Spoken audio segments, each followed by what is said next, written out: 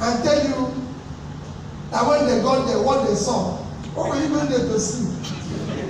We put you in because there was something bad. We were assumed we have seen whatever you're going to see inside there.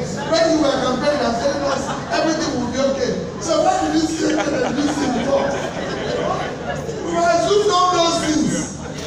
What you want to do is to tell us how you're trying to come up. We were already into that ditch. We want you to tell us the plan of coming out of it. We didn't say we'll come out of it in one day. China said in year 2015, they are going to double their GDP by year 2025. And it's increasing every year. Then are going to put 55 million people out of a job. You see, we are not asking you to do it overnight. But don't tell us there's no power of all the countries that I told you now. Iran is around. Do you know how much power Iran generates? 74,000 megawatts. Don't tell us you made 4,000. You went down to 3.8. You came to 4,002. Every day. You know who wants to know about that. This is the only country we talk about power generation. Nobody knows what is generated all over the world. You put light, it's on, you put it off. They are generating this, generating every day. This is not a rocket science. Other countries have done it. So, if you go in and it's not working like he says, please, honorable, go away. Let's find someone that can do it. It is not rocket science. I said it before. Anybody who tells that there's something in government and it's so difficult, tell them that to be said, why? If you're determined to do it, nobody will stop you from doing it. You quarrel with people, you disagree with people, but you must do it. You see this cross of my fighting? I can tell you, we can reduce it drastically. In so many areas, it might not stop overnight, but in so many areas, can be reduced drastically. Areas like education, areas like this, can do it. As government, what we did is to say, every penny must go to school.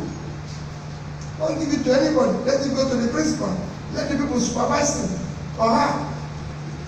And once you remove money from those who were going to benefit from it, I said they should supervise. You see them do their work, so they will see that next man will not chop it.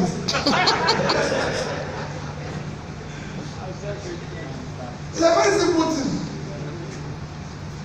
Let's start small. If we award contracts, Lagos Ibadan Express Road, go to, if you enter anywhere, Ghana, anywhere now, go to South Africa, you will see contract awarded, day of award, awarded to Mr. Obi, this amount, date of completion. Let's know who is doing that. So we know, we can see and say, hey, that was still the move about when you never complete that job. Looking for another one. But this one, nobody knows who is awarded to, nobody knows who he is, and everything. Nobody even knows how much was being paid to him. But if I tell you now, if you go and look at most projects today, look at our Papa Pond. Look at this pond that was built years back. Look at what the mess they've caused here. Singapore is building the world's biggest airport that will start in 2050 under the sea. I'm not building it here under the sea. Under the sea. So everything now deal with it under the sea. And we're here, we can't even clear the road. That is the crisis. Barefoot, and the youths are there, and they call them youths, and they stand up with that job. Has this been another one? We're closed now. Pastor said we must close now. Okay, let's take this now, Pastor. Because only you. Two of you can just meet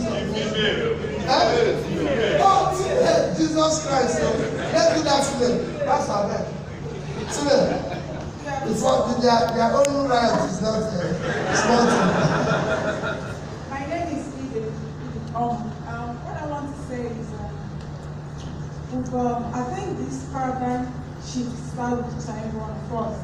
And I started with this church, and there's this training we have in this church called DTI. The pastor, Pastor Abraham, I learned something from him. Okay, I'm a Christian, yes, I go to church. There was something he said about where he works, and he was asked to, he was the one in charge of buying the diesel there.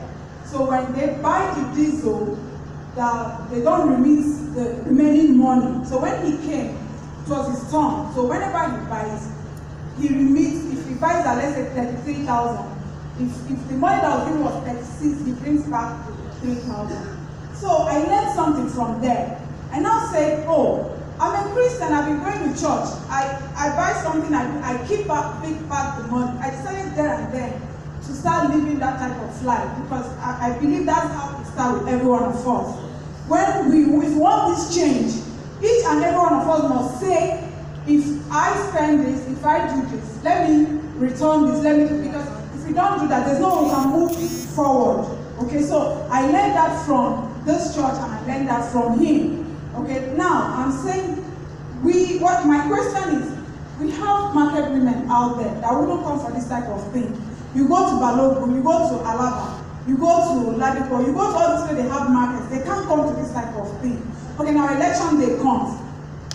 Like the young man there said that the politics is heavily monetized here. You go to the market and give these people money and say, vote this person. They've not heard these things we are hearing. How do we sanitize them to tell them that the power lies with you? You can say no to this man. I remember a woman from one small market in Lawansi telling us that they came to Lawansi market and gathered, and she is the secretary there. They told her, gather all the women, bring them to Alausa to come and swear, okay, that they must vote APC. Okay. So this woman gathered all the women in the market. They are active and they don't know nothing, they are illiterate. They all went to Alausa and swear that they must vote APC, and they get the money. So how do we, so I think we should find a way. So I agree, that's where you come in. If that's where all of us comes in. Everybody who is part of this or part of whatever we're discussing have one person that you can convince. First one. All of us goes about it and everything. And let me tell you, all those things, when they swear anything, it doesn't make any meaning. Nobody knows.